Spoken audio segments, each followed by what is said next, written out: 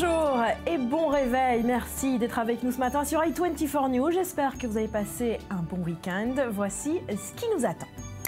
Benjamin Netanyahu est arrivé cette nuit à Washington. Il est attendu demain au Congrès américain. Alors à quoi faut-il s'attendre? Discours de sa vie ou propagande électorale? Son objectif, arrêter le nucléaire iranien ou arrêter la chute du Likoud dans les sondages? Réponse mardi sur la colline du Capitole et répétition générale ce soir devant l'AIPAC. Et puis la Russie, toujours sous le choc. Ils étaient des dizaines de milliers hier soir dans les rues de Moscou pour rendre hommage à Boris Nemtsov, figure emblématique de l'opposition, abattu, vous le savez, de 4 balles dans le dos à quelques mètres du Kremlin, c'était vendredi. Enfin, à 2 semaines des élections en Israël, les premières dames sont dans les starting blocks. Interviews, photos retouchées et petites histoires sentimentales. Sarah Netanyahu et Michal Herzog mettent toutes les chances du côté de leurs époux.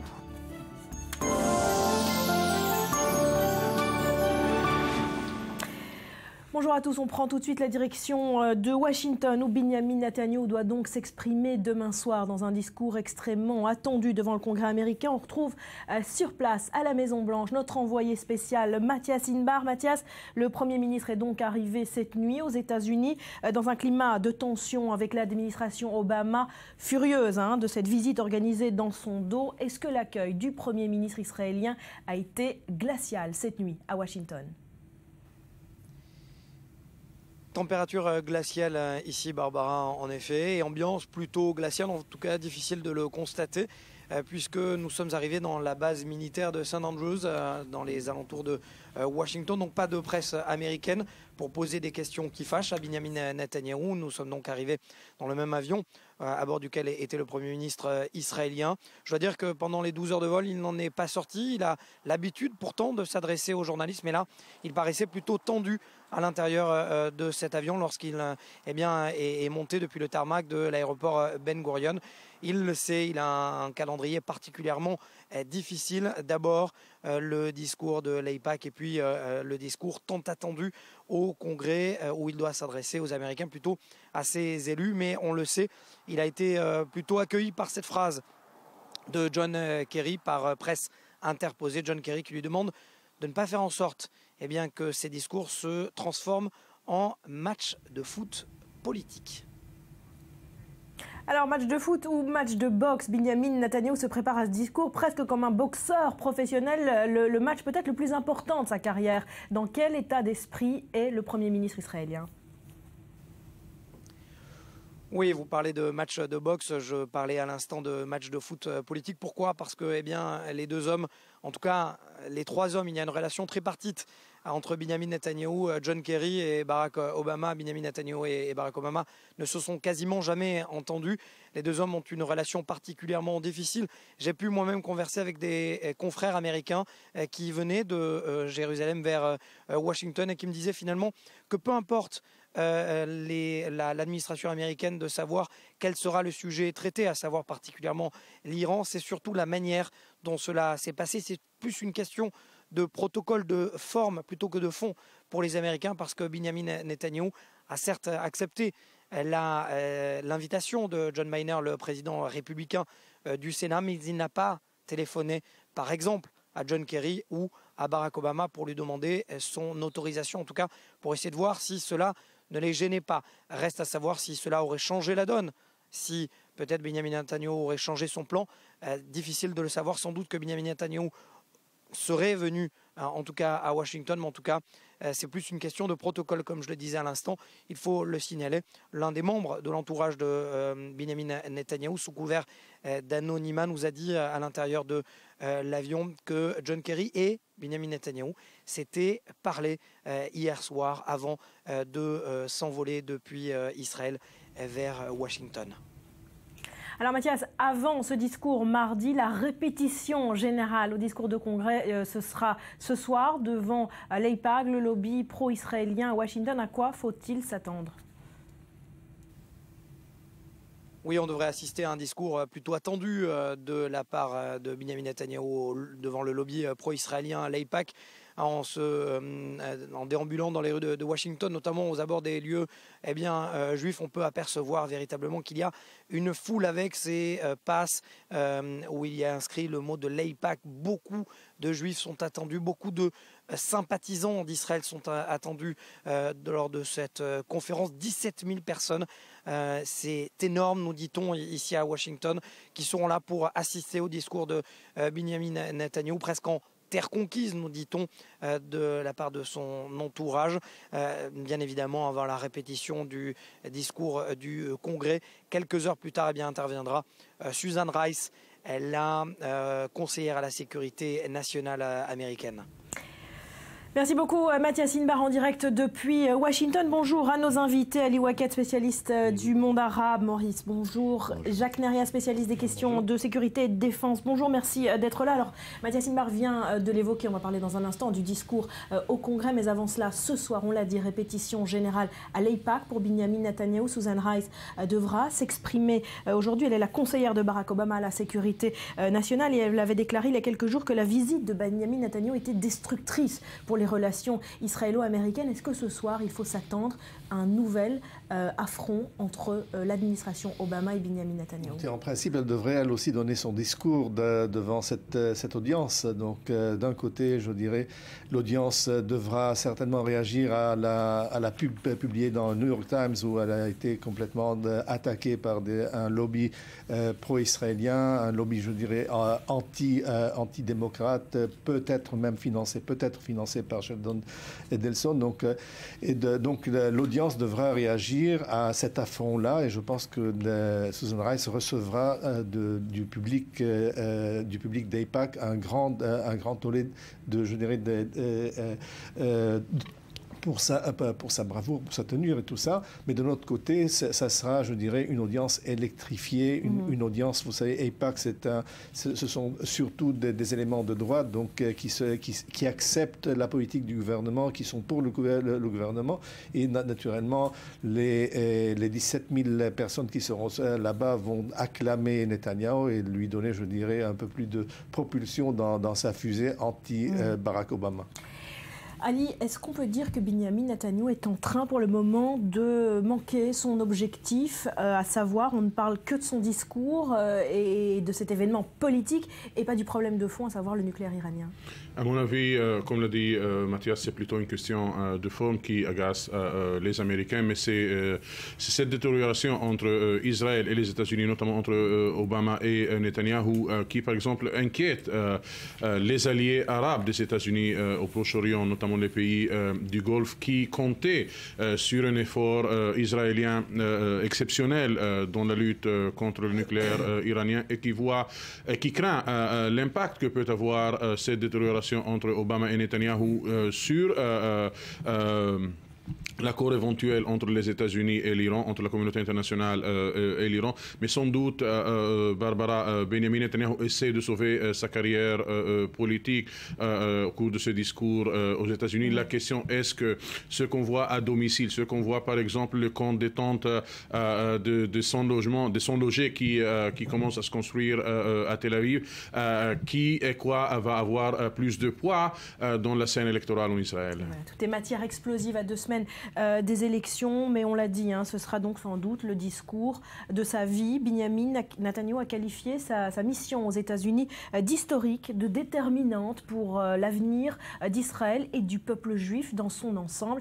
Alors, est-ce que le Premier ministre en fait trop en période électorale? Élément de réponse avec Maxime Pérez.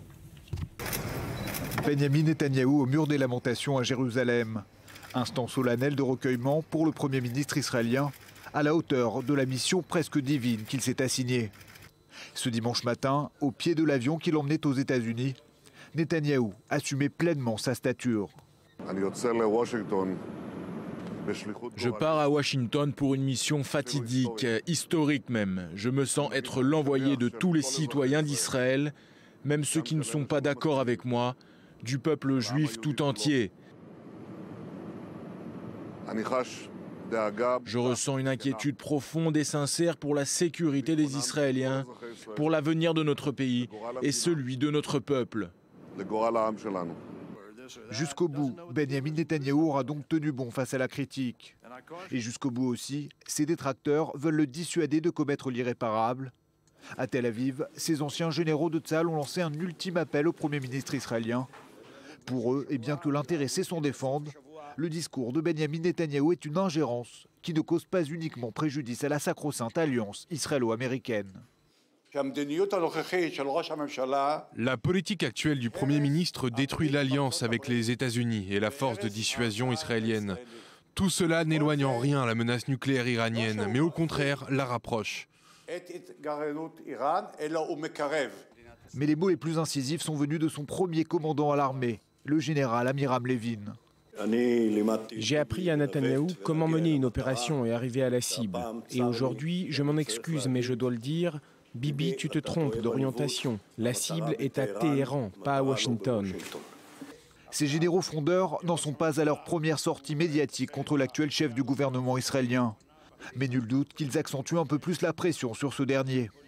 En fin de semaine, c'est l'ancien patron du Mossad, Meir Dagan, qui avait de nouveau sonné la charge contre Benyamin Netanyahou, en l'accusant d'être l'inverse de ce qu'il prétend.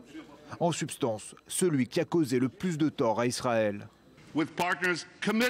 La visite de Benyamin Netanyahou à Washington est devenue subitement celle de tous les dangers.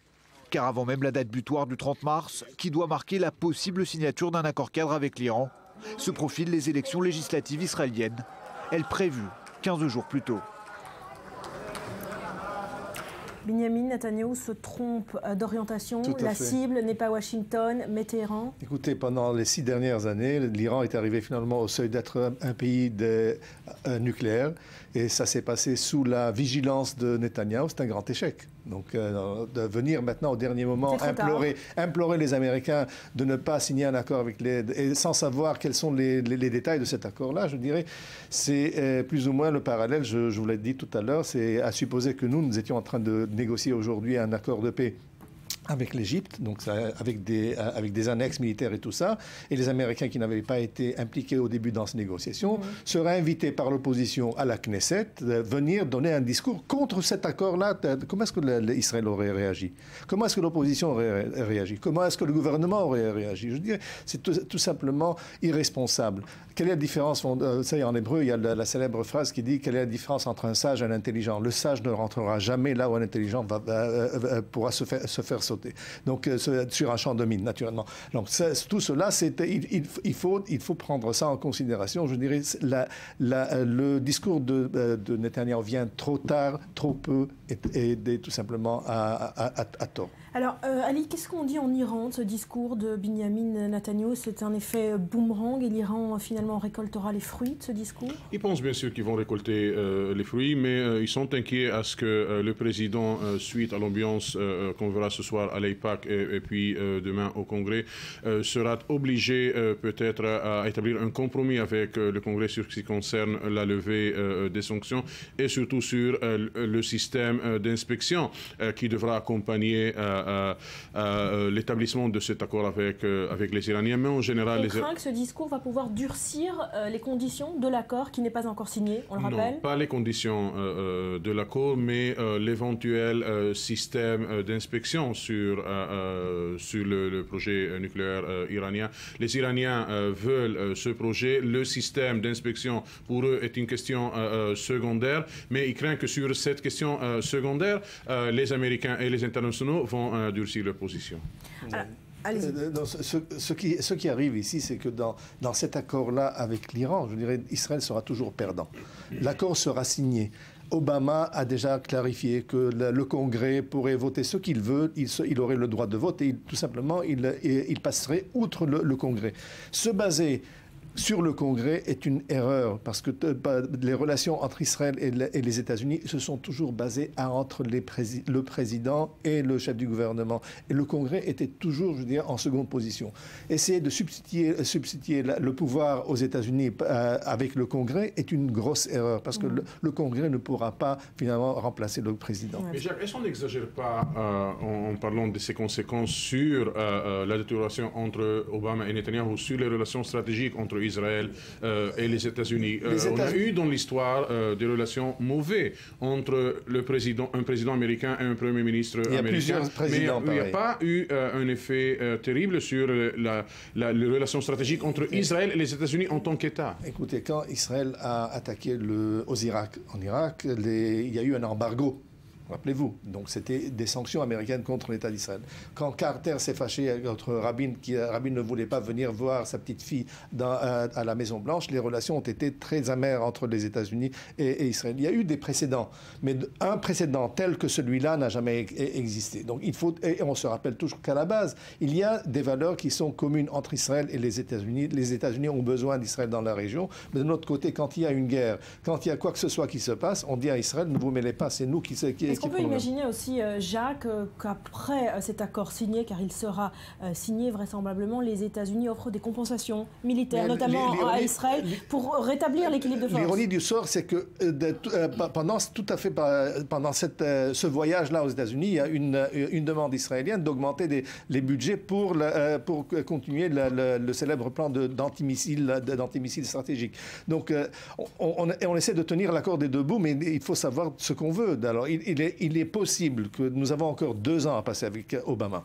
Ces 2 ans pourraient être naturellement critiques concernant les relations entre les deux chefs d'État. Entre, je dirais, l'establishment américain et l'establishment israélien, les choses ne vont pas tellement changer. On va s'intéresser sur ce dossier, évidemment, Maurice, à ce que dit la presse ce matin sur ce discours de Binyamin Netanyahou, presse iranienne, évidemment, presse israélienne aussi. On commence par le Yediot Aharonot qui nous parle de la riposte de Barack Obama à ce discours de Netanyahou. Oui, ça y est, nous y sommes. Le Yediot Aharonot nous annonce que le président des États-Unis va s'exprimer aujourd'hui au moment même où Netanyahou parlera devant le lobby pro-israélien. Alors Barack Obama ne va donc pas attendre pour contre-attaquer aux critiques que devrait formuler Netanyahou demain devant le Congrès. Parallèlement, rappelle Yediot Aharonot, la Maison-Blanche insiste sur le fait que le président est déterminé à imposer son droit de veto face à toute tentative du Congrès de repousser l'accord avec l'Iran. Obama qui accordera une interview à Reuters aujourd'hui. C'est prévu. Israël Hayom, titre plus ou moins aussi sur la réponse d'Obama. Oui, mais surtout ceux de Dan Margalit dans le quotidien Israël Hayom se demande ce que va répondre Obama. Et pour le savoir, Dan Margalit propose d'écouter avec attention le discours que doit prononcer aujourd'hui Susan Rice, la conseillère à la sécurité nationale du président, devant la conférence de l'EPAC. Ce discours en dira long sur la réaction d'Obama, mais aussi, affirme Dan Margalit, sur l'avenir des relations entre Israël et les États-Unis pour les 2 prochaines années. Le Jérusalem Post pose la question essentielle. Est-ce que Binyamin Netanyahou va parvenir à arrêter l'Iran nucléaire avec ce discours? Exactement. Alors avant de s'envoler pour Washington, le Jérusalem Post nous rappelle que Netanyahou a expliqué qu'il effectuait cette mission au nom des Israéliens, même ceux qui ne sont pas d'accord avec lui, a-t-il précisé, et au nom du peuple juif. Alors le Jérusalem Post souligne que le Premier ministre a le sentiment qu'il s'agit d'un moment historique, et quand ? À la veille du jeûne d'Esther, un jeûne qui, dans la tradition juive, est censé rappeler l'extermination auquel a échappé le peuple juif en Perse, une allusion aux arguments que devrait utiliser Netanyahou pour stopper l'accord sur le nucléaire entre les 5+1 et l'Iran. Et le Haaretz pose une question à orientation politique plus ou moins claire, en pleine gronde sociale. La question est la suivante. Combien coûte ce voyage de Binyamin Netanyahou? 1,5 million de dollars aux contribuables israéliens. Alors pourquoi? Parce qu'il a fallu mobiliser le Boeing 767 d'El Al pour transporter le couple Netanyahou et l'ensemble de la délégation israélienne. Le 767 est le seul appareil de la compagnie nationale israélienne capable de faire la liaison Tel Aviv-Washington sans étape. Allez, on passe à la presse iranienne. Dans ce dossier, Fars News parle de politique belliqueuse d'un Netanyahou isolé aux États-Unis. Oui, mais enfin, la presse iranienne fanfaronne déjà. Pour elle, c'est déjà la victoire. L'Iran suit donc de près ce que Netanyahou va dire devant le Congrès. Pour Fars News, qui cite un proche du président iranien, Ahmed Abou-Talebi, je pense que je dis bien son nom, qui conclut déjà que Netanyahou et sa politique belliqueuse est totalement isolée aux États-Unis. Ahmed Abou-Talebi constate que finalement, le Premier ministre israélien renforce les divergences entre Israël et les États-Unis et cela profite donc à l'Iran. Pour l'Iran Daily, Netanyahou a commis un impair diplomatique. Ouais. C'est Kerry qui l'a dit, dont le Iran Daily reprend les propos du secrétaire d'État américain et le Iran Daily d'enfoncer le clou et de conclure sur la remarque de Kerry. Nous ne souhaitons pas que cette affaire se transforme en un match de football politique. Voilà, et Al Jazeera revient aussi sur cet effet boomerang. Le discours de Netanyahou profitera au bout du compte à l'Iran.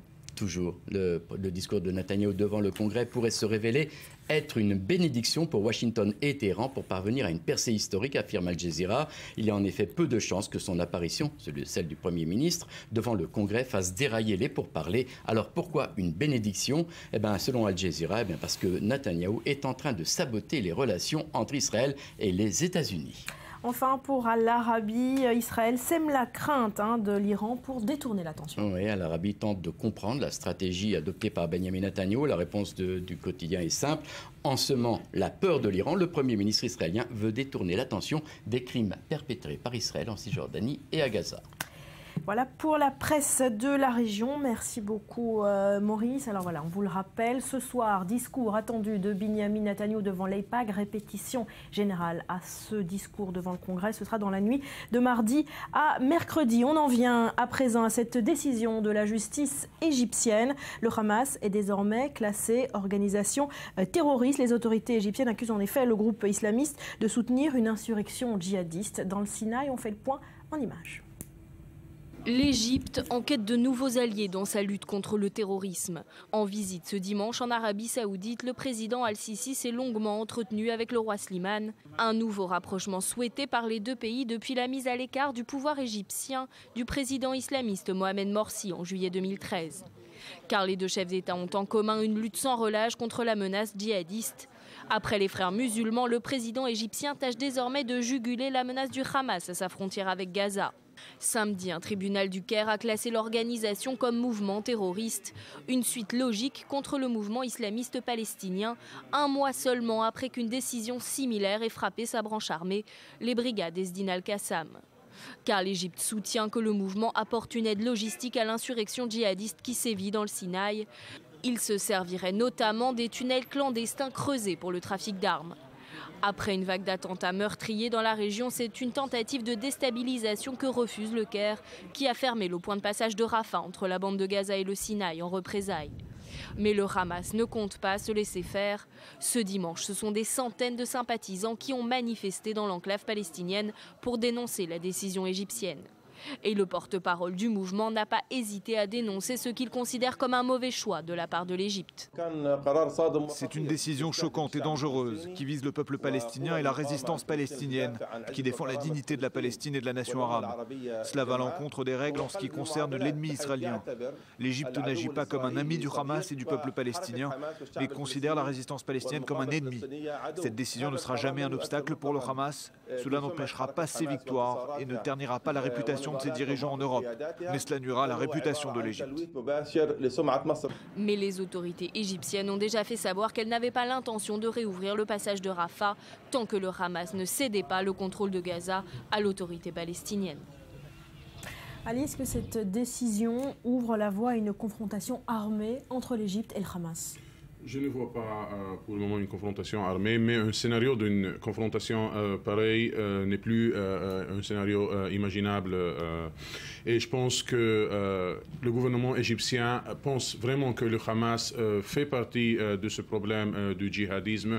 Si jusqu'il y a quelques mois, il y avait quelques-uns au sein de l'administration Sisi qui disaient qu'il faut faire la différence entre les djihadistes salafistes de l'État islamique d'Ansar Bayt al-Maqdis et la confrérie musulmane à laquelle appartiennent le Hamas ces dernières semaines, suite aux échecs de l'armée égyptienne dans le Sinaï. Sisi, pour des raisons politiques, on a parlé que Benjamin Netanyahou veut faire un voyage politique aux États-Unis. Sisi, pour des raisons politiques, mais aussi pour des raisons techniques, ce qui se passe sur le terrain, ça, il prend le Hamas pour couvrir partiellement ces échecs, et deux, parce qu'il pense que le Hamas peut devenir un levier de pression sur l'administration. C'est pour cela les Égyptiens sont en train de proposer un paquet, lutter contre le Hamas, fermer les fronts avec la bande de Gaza, appeler à ce que l'autorité palestinienne prenne à nouveau le contrôle sur la bande de Gaza, mais Barbara, il faut prendre en compte, il y avait une deuxième décision, et moi je ne détache pas les deux décisions. Oui. 2 jours après, c'était la décision de reporter les élections en Égypte. Et 3 des décisions dont on parle moins ici dans les médias occidentaux, de limiter le mouvement de protestation, des mouvements laïcs, des mouvements sociaux, etc. Et c'est dans ce contexte qu'il faut lire la bataille du régime Sisi contre le Hamas et l'opposition islamique, mais contre toute opposition au régime de Field Marshal Sisi. Sisi est en train de museler de plus en plus tous les semblants de liberté qui existent en Égypte? D'un côté, oui, mais de l'autre côté, il faut voir face à quoi il est en train d'agir. Donc, jouer les brebis innocentes et nous faire entendre des voix d'innocence, il faut tout simplement être assez bête pour croire ce que dit le Hamas, parce que le Hamas, finalement, a mérité ce que les Égyptiens sont en train de lui faire. Le Hamas parle de grandes hontes qui souillent la réputation de l'Égypte. Le Hamas a été impliqué dans des événements terroristes au Caire, au Wadi Natroun, au Sinaï. Il a entraîné à Gaza les djihadistes. Des chefs du Hamas ont été tués dernièrement dans le Sinaï, dans des affrontements entre l'armée égyptienne et les djihadistes. Donc tout cela nous fait teint le Hamas avec, franchement, du point de vue égyptien, d'un teint terroriste tout à fait clair et net. Ce qui fait que le Hamas aujourd'hui est pris dans un étau. Donc le plus, je dirais, le plus l'étau se resserre sur le Hamas, le plus il devient intransigeant. C'est comme une bête traquée qui est dans un coin. Et elle peut faire des tas de choses et nuire, je dirais, dans son environnement. Du point de vue des libertés au sein de l'Égypte, les libertés existent pour ceux qui sont aujourd'hui dans le camp de Sisi. Et Baba, il faut faire attention parce que nous, on est à quelques semaines des élections en Israël. La dernière guerre avec le Hamas a éclaté plutôt pour des raisons internes. Si le Hamas continue à ne pas pouvoir payer les salaires de ses fonctionnaires, si l'armée égyptienne continue à éraser la ville de Rafah dans la partie égyptienne des frontières avec la bande de Gaza, et si la réconciliation avec l'Iran ne marche pas dans le rythme que le Hamas espérait, il faut s'attendre à ce que le Hamas, une fois à nouveau le dos au mur, prend des mesures qui risquent de bouleverser toute la situation pour essayer de bouleverser les comptes et de l'autorité palestinienne et du régime Sisi. Voilà, et Israël, dans tout cela aussi, il faudra tenir ça à l'œil. Merci beaucoup à tous les deux d'avoir été avec nous. Merci Maurice. À suivre l'actu de la semaine, vue et dessinée par Michel Kishka, le caricaturiste. Voilà, c'est pas facile à dire. Il sera avec nous dans quelques instants. Ce sera juste après un nouveau journal. Restez avec nous, ne bougez pas.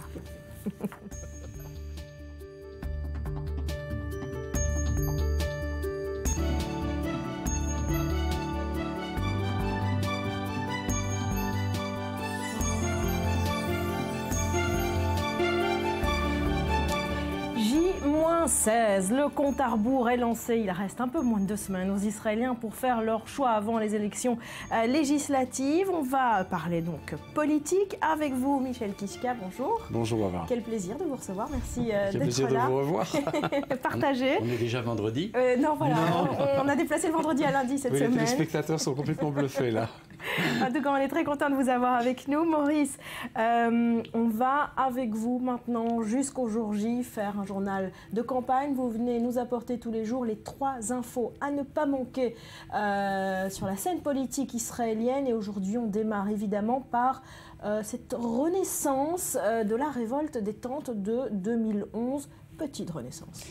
On ne sait pas encore, il faudra attendre pour savoir si c'est une petite renaissance ou une vraie renaissance, mais en tout cas, c'est vrai que depuis hier, il y a une trentaine de tentes qui ont été installées boulevard Rothschild par des gens qui protestent contre la difficulté d'accéder à la propriété en Israël, et ce, après la publication du rapport du contrôleur de l'État sur les scandales de la construction en Israël, et le principal accusé, c'était bien entendu Benjamin Netanyahou. Alors, l'initiateur de cette protestation, il s'appelle Shai Cohen, c'est un militant pour les droits de l'homme, et surtout, il a lutté pendant des années pour les droits des travailleurs immigrés en Israël. d'Israël. Il est aussi membre avéré du Parti travailliste, c'est pas n'importe qui. Et donc Shai Cohen a publié un post sur sa page Facebook en disant « J'ai 40 ans et j'ai toujours pas d'appartement ». Alors depuis une trentaine de tentes ont fleuri sur le boulevard Rothschild, le boulevard qui a connu en été 2011 des milliers et des milliers de tentes de jeunes qui protestaient contre justement le problème du logement. La grosse différence, et c'est pour ça qu'il y a un point d'interrogation,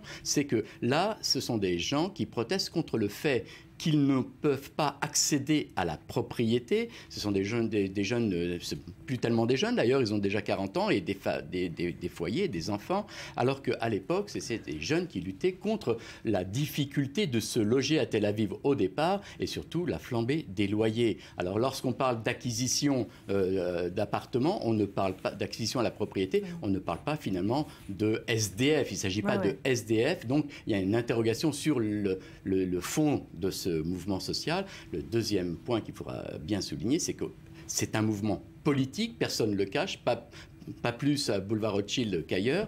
Et est-ce que ce dossier va pouvoir prendre le dessus sur le dossier numéro 1, l'Iran, dont on va beaucoup parler ces 48 heures. Voilà, effectivement, le timing n'est pas anodin. Évidemment, c'est un mouvement politique. On est à 2 semaines des élections, mais le mouvement a été engagé parce que Benyamin Netanyahou est aux États-Unis pour parler de l'Iran et que finalement, ces jeunes-là, ils veulent dire quoi? Ils veulent dire, attention, monsieur Netanyahou, ce qui nous préoccupe, c'est pas l'Iran. Ce qui nous préoccupe, c'est de payer notre loyer à la fin du mois. Ce qui nous préoccupe, ce sont les services médicaux, les services de l'éducation en Israël. Est-ce que ces questions-là vont être ramenées à l'ordre du jour pour cette campagne?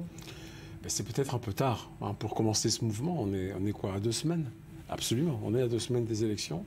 Mais c'est vrai qu'il rappelle quels sont les vrais sujets pour lesquels finalement on va aux élections. Et Netanyahou, qui a, pendant les 6 années où il était en place, a tout fait pour mettre l'Iran au cœur du problème et pour essayer de le stopper, finalement, on va le savoir bientôt, a peut-être obtenu exactement l'effet contraire.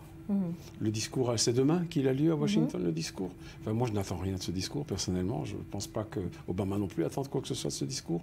Et en plus, Obama a décidé de parler au même moment devant un autre auditoire, ce qui, même dans les médias américains, finalement, va un peu amenuiser l'effet du discours Netanyahou. Non, les vrais problèmes, ils sont là. Parce que ce qu'il faut dire, c'est que ces gens-là, ce pas des sans-emploi. Ce sont des gens qui travaillent, qui ont des emplois et qui ne parviennent pas à accéder à la propriété finalement en gagnant relativement bien leur vie, disons, appelons ça comme ça. Les classes moyennes, la grande majorité des Israéliens. Et c'est là que ça rejoint cette même manifestation de l'été 2011, parce que c'était aussi des jeunes qui étaient dans le high-tech et qui avaient la difficulté de vivre, tout simplement, de boucler des fins de mois. Donc le problème est resté le même, et Bibi l'a complètement zappé dans sa campagne. Kahalon essaye de le prendre à corps, et Lapid aussi, on va voir ce que ça va donner. Alors, vous évoquez Yair Lapid, c'est notre deuxième info du jour, cette guerre ouverte désormais entre Yair Lapid et Aryeh Deri, 2 chefs de parti que tout oppose. Oui, maintenant ils sont en guerre ouverte. Pourquoi? Parce que la semaine dernière, lors d'un débat télévisé à retentissement où 8 des principaux candidats étaient ensemble réunis sur un plateau, Yair Lapid a traité Aryeh Deri de criminel parce qu'on sait que Aryeh Deri a été condamné pour corruption. Il a purgé sa peine de prison et donc il a repris la vie politique maintenant. Et donc apparemment, Yair Lapid ne l'a pas oublié. Alors pourquoi il ne l'a pas oublié? Tout simplement parce que tout divise ces 2 partis. Il ne lutte pas pour des sièges qui va prendre l'électorat de l'autre, mais tous les opposent idéologiquement. On a affaire à un parti orthodoxe séfarade, de juifs orientaux, religieux, face à un parti laïque qui représente les classes moyennes, et les 2 partis s'opposent. Par exemple, sur le problème de la conscription pour tous. On sait que Benyamin Netanyahou a déjà promis aux orthodoxes que s'il revient au pouvoir, il annulera la loi sur la conscription pour tous. Faire de lance de Yair Lapid. Pour laquelle il a voté. Pour laquelle d'ailleurs il a voté, ce qui a beaucoup fâché Yair Lapid. Et donc on est maintenant dans une vraie guerre idéologique. Alors c'est une guerre sur le fond, sur les problèmes de logement, sur les problèmes de conscription, sur les problèmes, mais aussi sur les problèmes d'identité. C'est un dossier, la lutte entre juifs orientaux et juifs ashkénazes, qu'on a essayé de camoufler maintenant depuis plusieurs semaines, mais qui revient, il n'y a rien à faire. On sait que le parti de Yair Lapid, Yesh Atid, est représenté par 70% d'Ashkénazes, alors que le parti de chasse d'Aryeh Deri regroupe plus de 75% de voix de séfarades. C'est tout oppose ces 2 partis. Et ça rentre dans un autre contexte, celui dans lequel des intellectuels séfarades, des juifs orientaux, ont appelé à voter pour un candidat séfarade, quel qu'il soit dans quelques partis, mais que pour les candidats séfarades. Ça a fâché beaucoup de monde, notamment à gauche, mais ces intellectuels séfarades ont rappelé que même Zehava Galon du parti Meretz avait appelé à ne voter que pour des partis où il y avait des femmes. Alors ils disent pourquoi nous, on n'aurait pas le droit d'appeler à voter pour des partis où il y a des séfarades. Ça, c'est un des grands méfaits de Chasse, parce que Chasse, finalement, est parvenu à ce qu'il voulait, et c'était justement de faire sortir ce qu'on appelle ce démon communautaire de la bouteille. Hein, c'est une expression hébreu que je traduis librement en français. Et finalement, maintenant, on voit tous les candidats de tous les partis qui se justifient que leur femme est à moitié marocaine ou que ceci et que ça, qui ne sont pas vraiment entièrement ashkénazes. Moi, je trouve ça vraiment... mais calamiteux d'en être arrivé là. Et c'est exactement là que veulent en arriver les séfarades religieux orthodoxes. Et c'est vraiment dommage. On a 10 secondes pour la troisième info. Bougie Herzog, le chef du Parti travailliste, n'utilise pas un mot. C'est le mot paix. Tout simple. Le mot paix, oui. Il a tenté d'expliquer hier soir, lors d'un meeting électoral, pourquoi il n'utilisait pas ce mot pour ne pas faire monter les attentes et créer l'idée que l'Union sioniste serait le parti de la paix qui ne lutterait que pour la paix parce qu'il veut lui aussi mettre en avant le dossier social. C'est le dossier sur lequel l'Union sioniste peut gagner des points. Voilà, et la paix n'est peut-être plus à la mode en ce moment en Israël.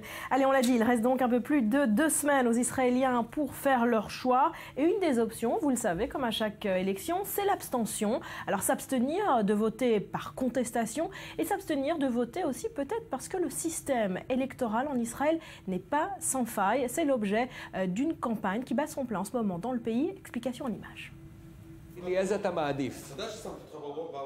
Yaniv Moyal, avocat à Tel Aviv, lance une campagne bien particulière à moins d'1 mois des élections législatives. Il appelle les électeurs israéliens à ne pas voter. Pour lui, le système électoral israélien est une immense fraude. Mon but est d'arriver à 50% d'électeurs en moins. Il faut délégitimer ce système. Et Moyal n'est pas seul. Selon l'Institut pour la démocratie et l'assistance électorale, seulement 67% des électeurs se sont rendus aux urnes en 2013. Un taux de participation plus élevé qu'aux États-Unis, mais inférieur à l'Australie et nettement plus faible que lors de toutes les dernières élections israéliennes. À peine 2 ans après le vote de 2013, le taux de participation a peu de chances d'augmenter. Le groupe ultra-orthodoxe antisioniste Satmar, dont les adhérents refusent de reconnaître Israël, a choisi de ne pas voter. Récemment, un rabbin de cette communauté a promis $100 à toute personne qui ne présenterait pas son bulletin de vote. Mais pour certains, l'urne est au contraire le dernier recours. Shir Nosatsky a mené une croisade socio-économique en 2011 qui a incité des milliers de personnes à manifester contre la cherté de la vie. Aujourd'hui, malgré les difficultés, elle incite les jeunes à aller voter. Quelle est l'alternative? Je vous le demande. Quand quelqu'un ne va pas voter, il ouvre la voie à une solution avec un seul État. Cette attitude peut conduire à une réalité bien pire que celle que nous connaissons actuellement. Mais en Israël, en 2015, les citoyens ne font plus confiance au système. En mars prochain, beaucoup seront sur la plage, d'autres prieront dans une synagogue de Jérusalem, d'autres encore se promèneront dans les rues de Tel Aviv. Reste à savoir combien prendront le temps d'aller voter. Allez, l'actu de la semaine, tout en dessin. Michel, on commence évidemment par le discours de Benjamin Netanyahu au Congrès. Voilà, évidemment, ce qu'il fallait, c'était trouver une image. Parce que, bon, la presse ne parle que de ça. C'est seulement le discours dont on a le plus parlé avant de l'avoir entendu. En général, on parle des discours après qu'ils aient été donnés.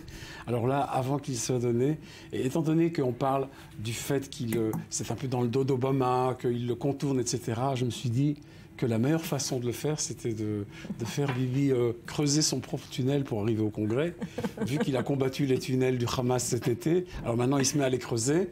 Et voilà, il arrive un peu transpirant. Voilà. Oui, quelqu'un m'a dit, en voyant ça, il me dit « Je ne pense pas que Netanyahou ait jamais sué de sa vie. » Moi, je pense que oui. C'est un peu des sueurs froides, parce qu'il part avec l'impression qu'il est en train d'aller sauver le peuple juif dans son discours.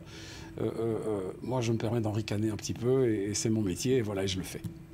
Allez, Benjamin Netanyahu, toujours avec cet appel lancé aux Juifs européens à venir s'installer en Israël. Vous savez, c'est pas la première fois. Il y a eu ça à Toulouse, après les attentats de Mohamed Merah, il y a eu ça à Paris, après les attentats de Charlie Hebdo dans la synagogue, et à Copenhague et en Belgique. Donc ce sont des appels que je trouve très déplacés. Ce sont des appels qui sont condamnés par les premiers ministres des pays dans lesquels il va et par les communautés juives elles-mêmes qui disent, voilà, nous, l'alia, c'est pas une fuite, on décidera quand on fera notre alia. Alors donc je le fais dans l'Arche de Noé et il dit à des candidats à l'immigration montée, qui est un double sens, et ils disent, on veut d'abord voir la colombe de la paix, parce que c'est vrai, monter vers quoi exactement? Qu'est-ce qu'Israël peut promettre aujourd'hui? C'est le grand point d'interrogation. Voilà, question ouverte. Et puis mercredi dernier est sorti le 2e numéro de Charlie Hebdo, depuis le drame, depuis l'attentat.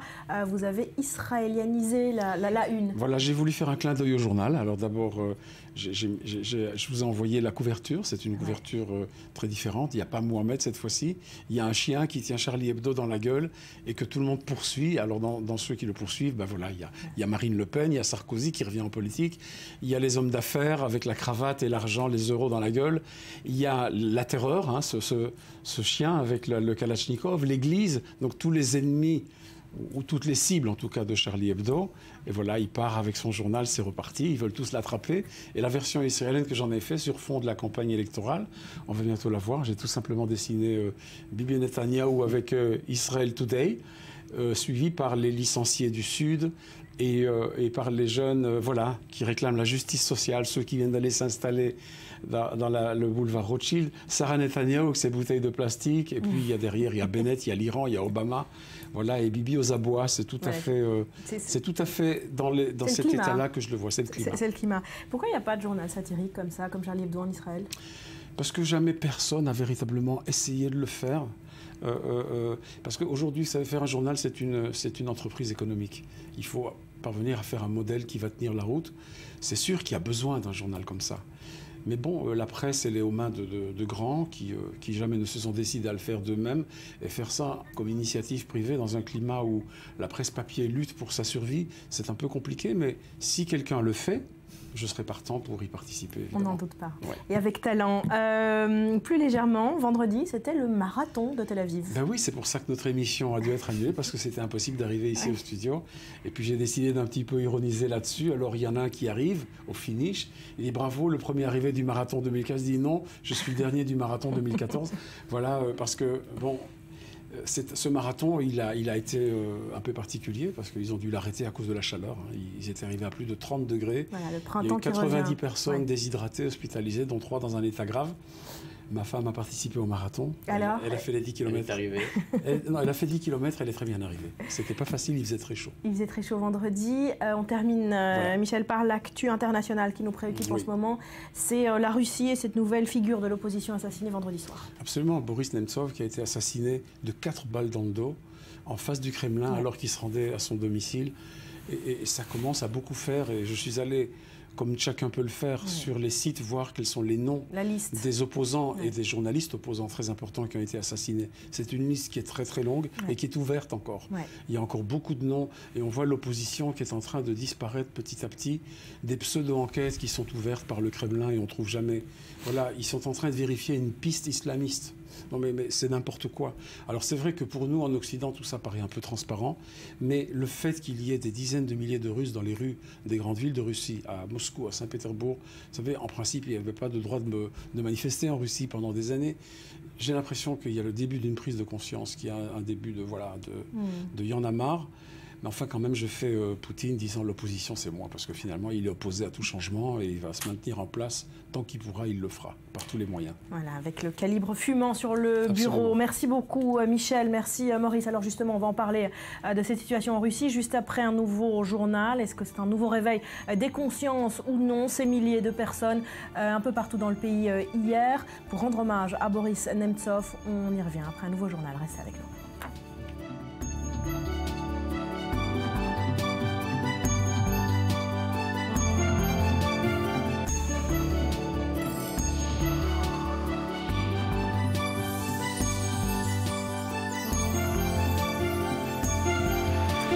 est de retour sur le plateau du Morning. Merci d'être avec nous. Ce matin, la Russie est toujours sous le choc. Ils étaient des dizaines de milliers hier soir dans les rues de Moscou pour rendre un dernier hommage à Boris Nemtsov, figure emblématique de l'opposition, abattu vendredi de 4 balles dans le dos alors qu'il était à quelques mètres du Kremlin.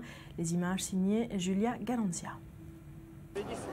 Je suis Nemtsov, tué par la machine gouvernementale, ou encore les héros ne meurent pas, peut-on lire sur les pancartes. Ils sont plusieurs dizaines de milliers de personnes dans les rues de Moscou pour rendre hommage à Boris Nemtsov.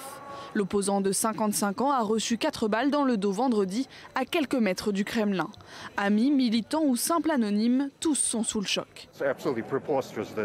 C'est complètement absurde qu'un homme politique ait été tué. Un homme politique de l'opposition a été tué dans le centre-ville à côté du Kremlin. Je veux dire, je pense que c'est quelque chose d'insupportable et de surréaliste. Ce meurtre de Nemtsov me choque énormément. C'est affreux, c'est épouvantable. Il est clair maintenant que dans notre pays, nous ne sommes plus très loin du fascisme. Dès samedi, des milliers de Russes ont déposé des bouquets de fleurs et allumé des bougies sur le pont de Moscou où Boris Nemtsov a été assassiné. L'heure est au recueillement, mais aussi au questionnement. Près de 48 heures après le meurtre, l'enquête a peu avancé. La police n'a pour le moment procédé à aucune arrestation ni publié le moindre portrait robot. Boris Nemtsov préparait un rapport sur la présence de soldats russes à l'est de l'Ukraine, sujet éminemment sensible. Il avait aussi reçu des menaces à la suite de son soutien au journal satirique français Charlie Hebdo. Alors, crime politique, assassinat lié au conflit ukrainien, piste islamiste ou l'œuvre d'un ultranationaliste d'extrême droite, rien ne semble écarté, mais certains ont le verbe plus accusateur que d'autres. Si les autorités n'ont en effet rien à voir avec cet assassinat, elles n'ont qu'à ordonner une enquête rapide et efficace, traduire les responsables en justice, trouver ceux qui ont ordonné et exécuté le meurtre et qu'elles les présentent devant une cour. Alors seulement nous serons convaincus que les autorités n'ont rien à voir avec cet assassinat. Dans une interview accordée début février, Boris Nemtsov avouait craindre pour sa vie en raison de ses prises de position contre Vladimir Poutine. L'opposant avait également envisagé de demander l'asile politique en Lituanie en 2012, craignant des persécutions. Plusieurs opposants ont été tués ces dernières années en Russie. Les exécutants ont parfois été arrêtés et condamnés, mais pas les commanditaires. Et nous sommes en ligne avec Elena Volochi, notre correspondante à Moscou. Bonjour Elena, merci d'être avec nous. Alors 2 jours après l'assassinat, au lendemain de cette manifestation, quel est le climat dans le pays? Quel est l'état d'esprit des Russes? Au vu de la marée humaine qui a défilé hier pour rendre hommage à Nemtsov, pardon. Il y a eu des rassemblements, pas seulement à Moscou, mais aussi dans d'autres villes. On peut dire qu'une partie de la société russe est sous le choc de ce qui s'est passé. Hier, d'ailleurs, il n'y avait pas que des opposants à Vladimir Poutine dans le cortège, ni même des partisans de Boris Nemtsov. Il y avait tout simplement des citoyens ordinaires, choqués par cet assassinat de sang-froid en plein centre-ville, à 2 pas du Kremlin. Cela ramène chacun à de sombres époques qu'a vécu la Russie. Il n'en reste pas moins que la société russe est profondément divisée. La propagande de haine envers les opposants, fustigés jour après jour par les médias d'État comme des traîtres à la patrie, a joué son rôle. Une grande partie de la société russe est portée par un patriotisme exacerbé. Elle hait les opposants et sur les réseaux sociaux, on lit d'ailleurs beaucoup de commentaires qui se réjouissent de la mort de Boris Nemtsov. D'ailleurs, ses partisans accusent aujourd'hui, vous le disiez, les autorités d'être responsables de sa mort pour avoir instauré ce climat de haine envers les opposants.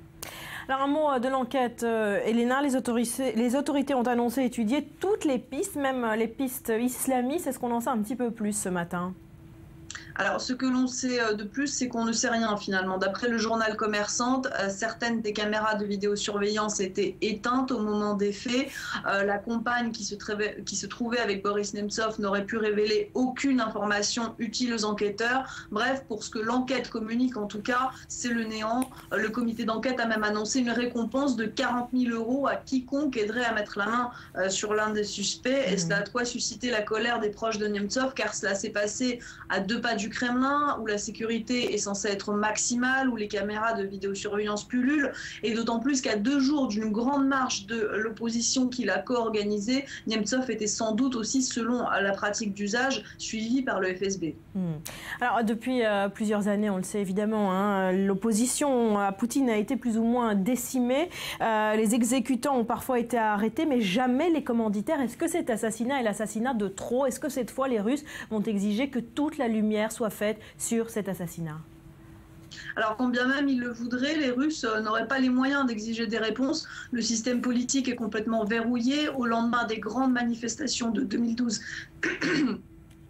les leaders d'opposition ont été anéantis, certains sont en prison, d'autres en exil, l'un d'entre eux, et pas des moindres, vient d'être assassiné. Donc pour exiger des réponses, il faudrait des leviers de pression sur le pouvoir, et en Russie, à l'heure actuelle, il n'en existe aucun. Deuxièmement, il ne faut pas sous-estimer la faculté des Russes à se résigner et à s'accommoder de leur sort. On est dans un pays où le peuple souffre depuis au moins un siècle et où il a appris à vivre avec ses souffrances.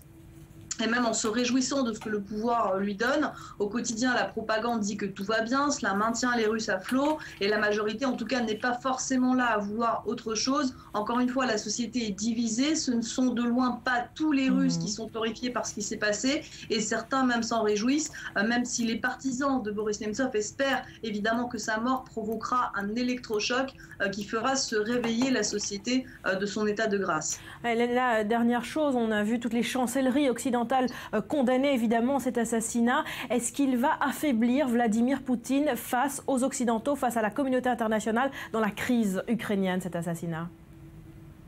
On a vu dans la crise ukrainienne que même un événement comme le crash du Boeing de la Malaysian Airlines n'a pas pu affaiblir Vladimir Poutine, ou du moins, effectivement, si elle l'a affaibli, puisqu'elle l'a affaibli, puisque Vladimir Poutine est aujourd'hui relativement isolé sur la scène internationale. La Russie est la cible de sanctions. Donc Vladimir Poutine est affaibli vis-à-vis de l'étranger, mais pas en Russie. Sa cote de popularité est toujours record. Et Vladimir Poutine, finalement, continue sa politique en Ukraine malgré tous ces événements. Et d'autant plus que, encore une fois, les Russes ne voient pas forcément cet assassinat comme la main de Vladimir Poutine. Au contraire, Vladimir Poutine a tout fait pour dire que ce crime ne restera pas impuni, qu'il prendra personnellement en main l'enquête. Ils ont autorisé de façon exceptionnelle cette marche à Moscou au pied du Kremlin, alors que ce trajet-là est d'ordinaire interdit aux manifestants. Donc aujourd'hui, le pouvoir veut se montrer solidaire des proches de Boris Nemtsov, dire qu'il prendra en main l'enquête. Donc vis-à-vis des Russes, cela ne va pas forcément affaiblir Vladimir Poutine,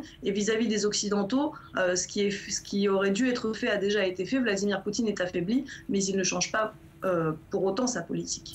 Merci beaucoup Elena depuis Moscou. Allez, on parle à présent d'un conflit oublié aux confins de l'Europe et de l'Asie, le Nagorno-Karabakh, enclave arménienne située en Azerbaïdjan et qui a occasionné un conflit meurtrier dans les années 90 entre les deux pays frontaliers. Reportage sur place de notre envoyé spécial Cyril Lamar.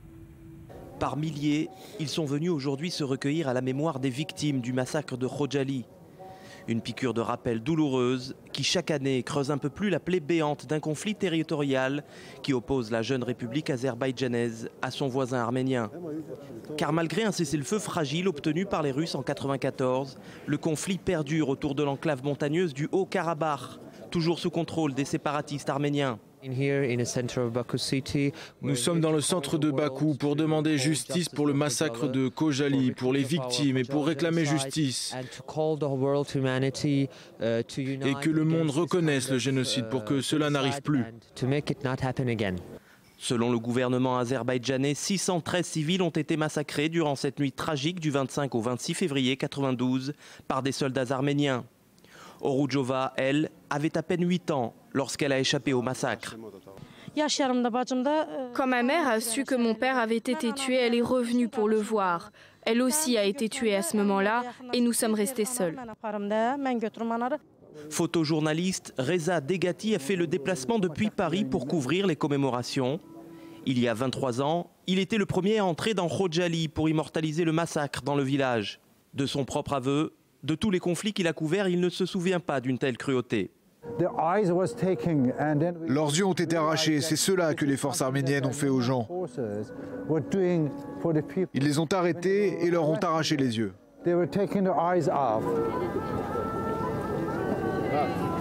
C'est un conflit méconnu du grand public, mais c'est sans doute le conflit ethnique le plus meurtrier qui est éclaté ici dans cette région depuis l'effondrement du bloc soviétique. De 91 à 94, l'Arménie et l'Azerbaïdjan se disputent l'enclave montagneuse du Haut-Karabakh et au lendemain d'un cessez-le-feu obtenu par les Russes, la région est aux mains des Arméniens, mais le bilan est lourd, 30 000 morts et plusieurs centaines de milliers de personnes réfugiées.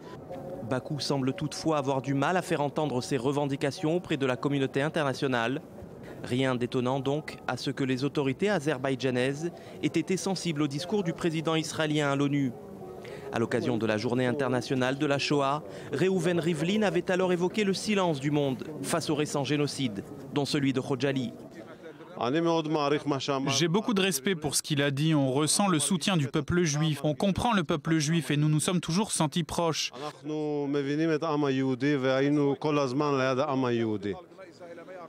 Le peuple juif sait ce que sont les massacres et les génocides. Une compassion que l'Azerbaïdjan voudrait bien voir partagée par un monde dont les yeux sont aujourd'hui rivés vers d'autres horizons. Voilà, et toujours dans l'actu internationale, on s'arrête, Betsabé, sur quelques infos que vous avez sélectionnées ce matin. On commence par la Syrie. Oui, tout à fait, la Syrie, un peu l'oubliée des médias, sur le plan de l'ONU pour une suspension des combats à Alep, qui a été rejeté. Et par qui? Il a été rejeté par l'opposition syrienne. RFI nous met l'info en une de son site ce matin, avec le correspondant à Beyrouth qui nous raconte: c'est un coup dur pour la mission de Staffan de Mistura, donc l'envoyé spécial de l'ONU sur place, qui avait tout misé sur cette trêve à Alep. Alors la raison de ce flop, eh bien, ces dirigeants politiques, militaires hostiles à Bachar el-Assad veulent plus, entendez, ils veulent un accord global pour toute la Syrie. Le sang de nos frères à Deraa, dans le sud, dans la région de Damas ou dans celle de Homs, n'est pas moins important que le nôtre, et c'est ce qu'on peut lire dans le communiqué que la rébellion a publié hier. Pas de cessez-le-feu donc à Alep, deuxième plus grande ville de Syrie, quand bien même le gouvernement syrien avait accepté de geler les raids pour une période de 6 semaines. Allez, on continue de parler ce matin encore dans la presse de Jihadi John, le bourreau britannique de l'État islamique qui serait, selon ses anciens employés, l'employé modèle. Exactement, Mohamed Emouazi, qui était même le meilleur employé que n'ait jamais eu son ex-patron au Koweït, c'est ce qu'il a affirmé à la presse.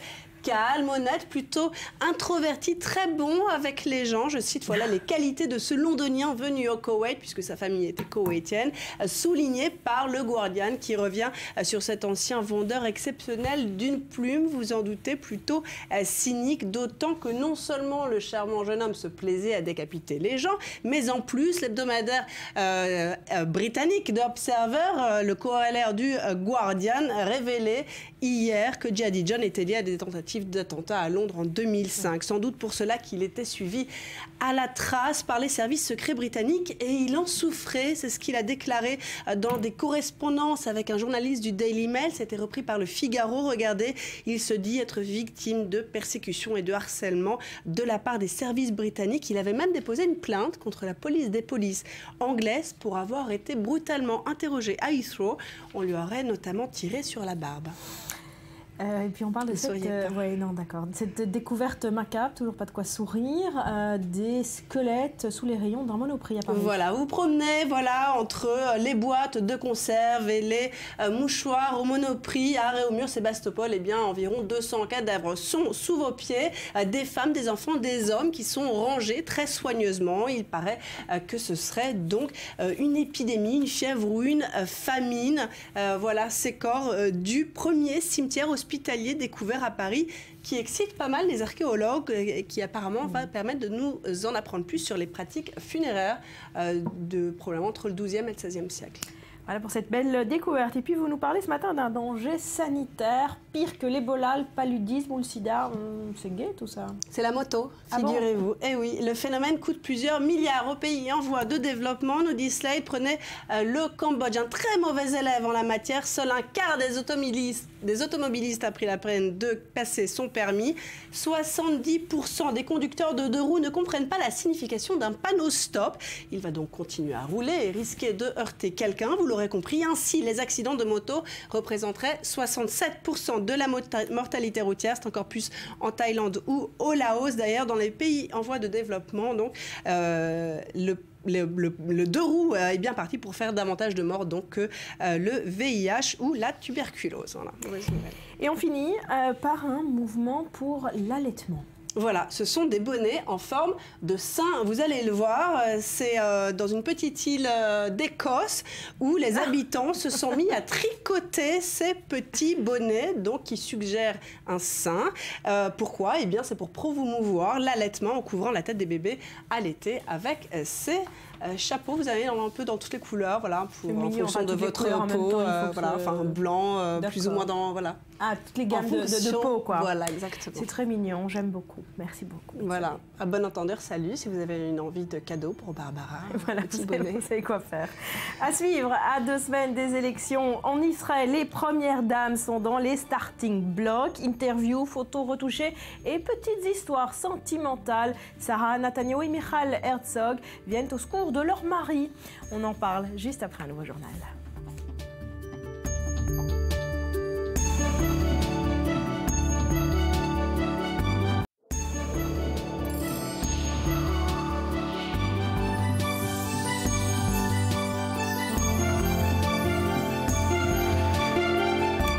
À 2 semaines des élections en Israël, les premières dames sont désormais dans les starting blocks. Interviews, photos retouchées, petites histoires sentimentales.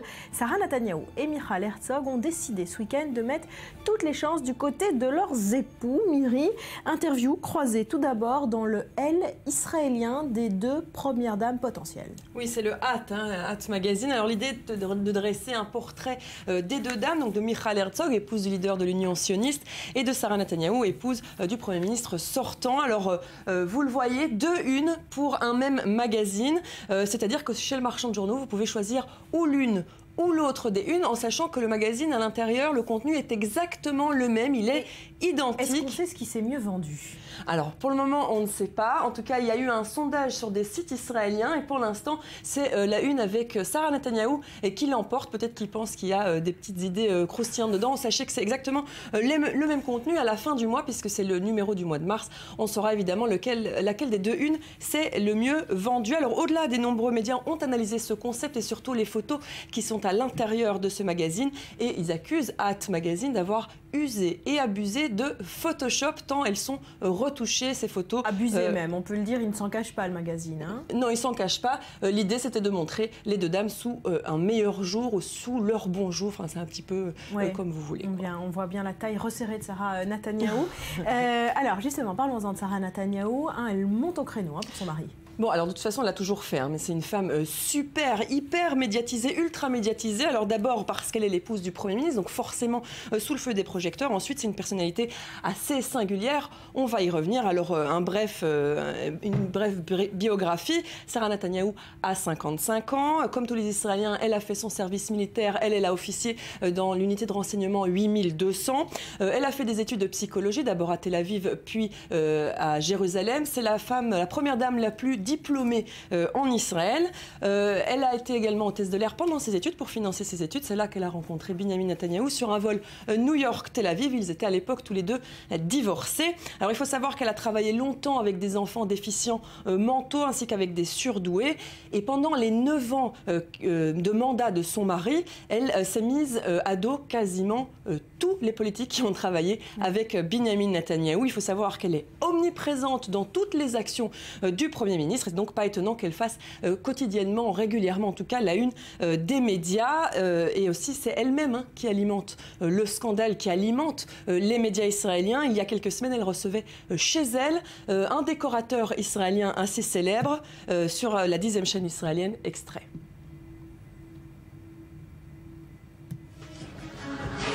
שלום. שלום למטבח. מפות? רגע, מה אני רואה? אוי ואבוי, זה חדש. אני בהלם שככה נראה מטבח בבית... לא, מה אתה מסתיר את זה? לא. האמת, מה זה? זה המטבח המדהים. את רוצה להגיד לי את האמת?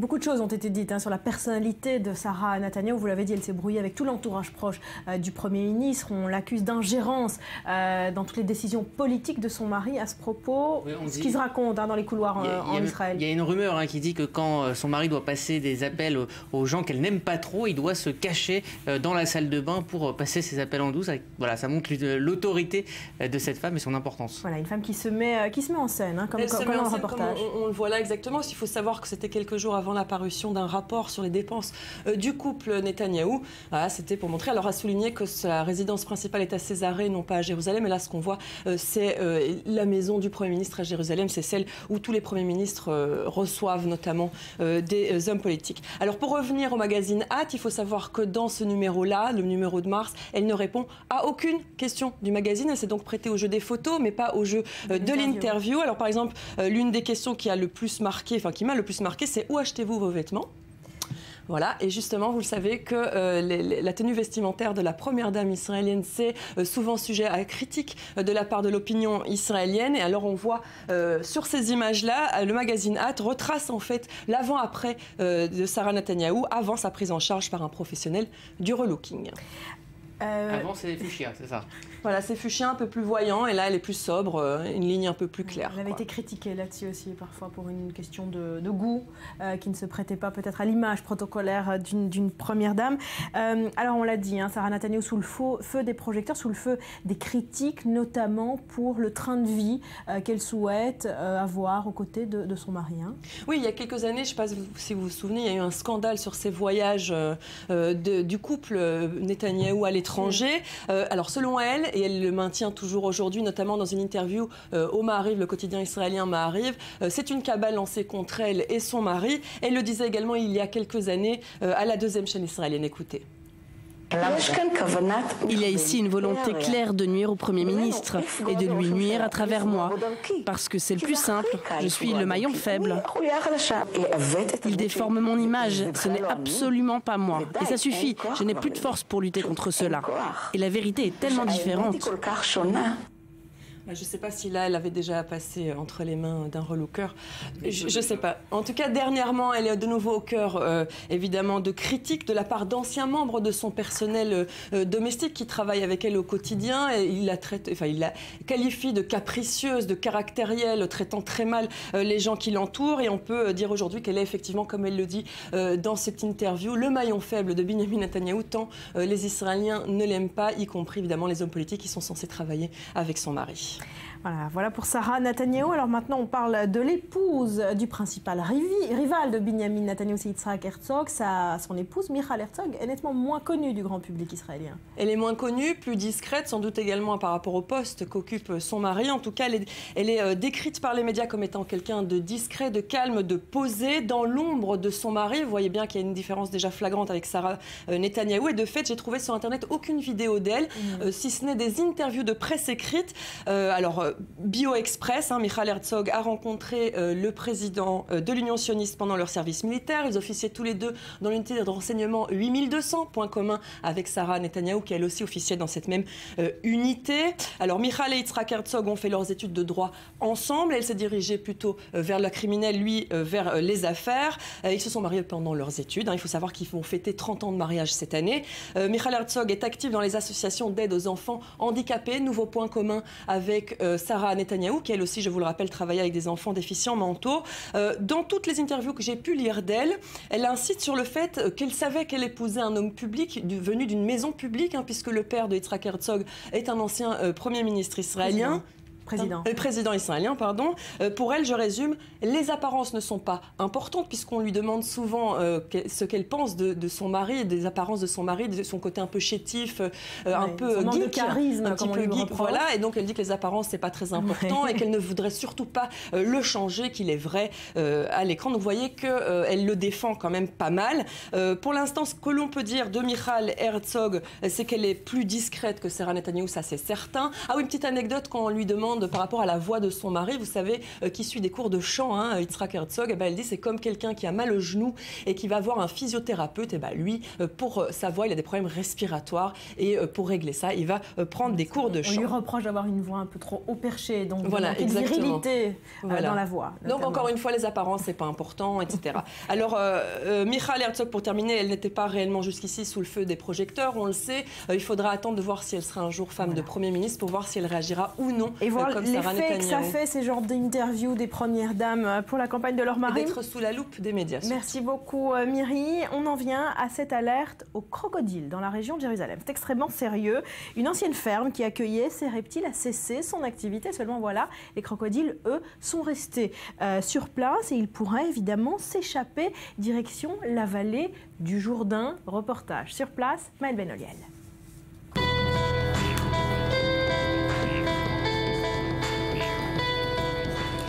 L'endroit a été abandonné par les touristes depuis un moment déjà, mais l'attraction principale de ce parc est, elle, toujours bien là. Et cette attraction, la voilà. 1070 crocodiles coulent ici des jours heureux dans cette ferme abandonnée, située près du village agricole de Fatsael, dans la vallée du Jourdain. Ici, c'était l'entrée du parc d'attractions dans les années 90, la ferme aux crocodiles de Fatsael. Comme Disneyland, cet endroit accueillait des milliers de touristes par mois qui venaient voir les crocodiles. Et ils rentraient par là, dans la gueule du crocodile, avant d'arriver à la réception. Mais avec le temps, cette attraction touristique à succès a perdu sa clientèle, jusqu'au jour où un agriculteur décide de reprendre l'affaire. Le but, commercialiser la peau très prisée des crocodiles. Il y a quelques années, c'est devenu en fait un élevage de crocodiles à but lucratif, pour vendre des peaux, jusqu'à il y a encore 2 ans. En 2013, une décision du Parlement israélien contraint l'agriculteur à stopper net son activité.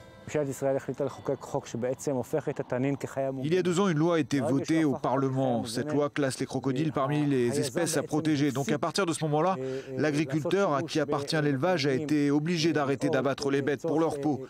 Et donc on se retrouve ici avec 1070 crocodiles sur le dos. Tu vois cette quantité de crocodiles, eh ben, nous sommes coincés avec eux.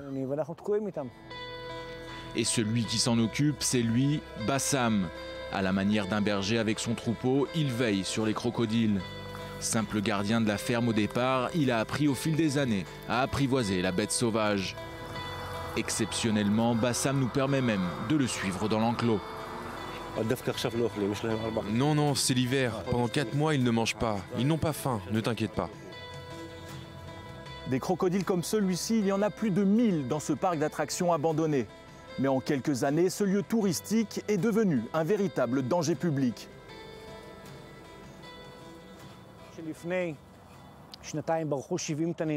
70 d'entre eux se sont échappés il y a 2 ans. Pendant 3 jours, on les a cherchés. Et a priori, ils ont tous été retrouvés. Ils représentent un danger. Imagine qu'un de ces crocodiles parvient jusqu'à la rivière du Jourdain, qu'il y ponde ses œufs et se reproduise. Cela va créer un incident diplomatique international avec la Jordanie. C'est pour ça que l'État d'Israël doit prendre ses responsabilités et les déplacer le plus rapidement possible. D'un lieu qui a fait rêver des milliers d'enfants, il est aujourd'hui le cauchemar des habitants de la vallée du Jourdain. Sauf pour Bassam, appelé dans la région le berger des crocodiles.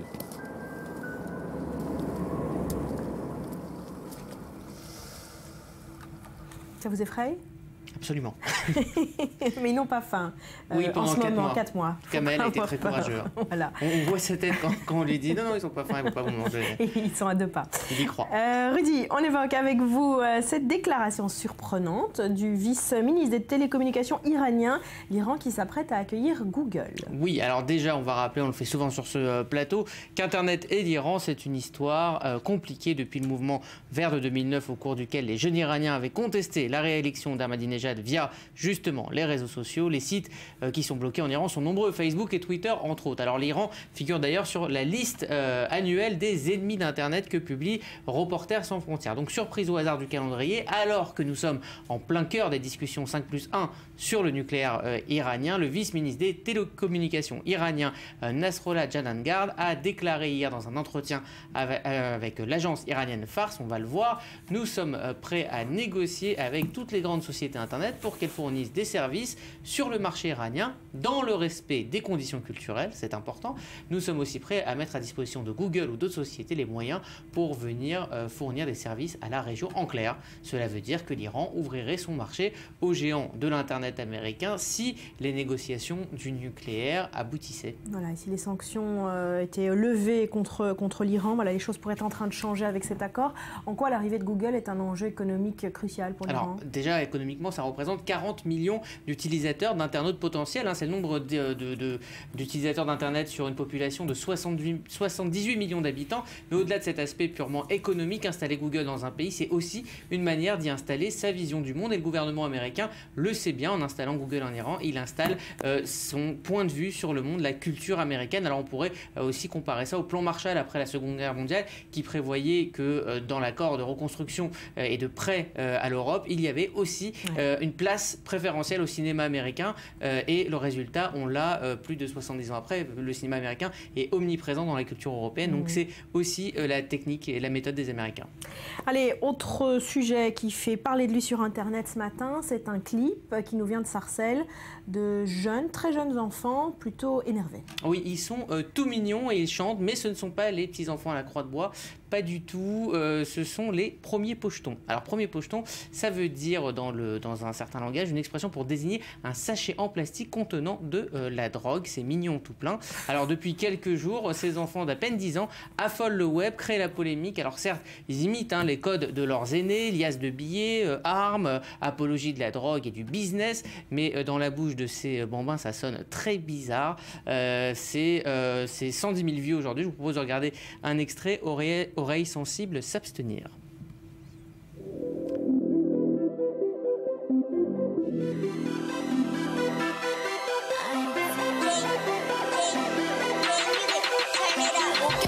De la SA, fais pas le fouteur, graille des tas de pas posté dans le bloc, ça détaille, la quête plat dans la vie, y'a que des charros, demande à mon gars Ismo, et ouais faut se faire son zéyo, 5-6 ramène les taspés, la quête va bien s'en charger, sors pas un tarpé, si t'as pas les couilles de tirer, et ouais ici c'est sans pitié, on t'allume.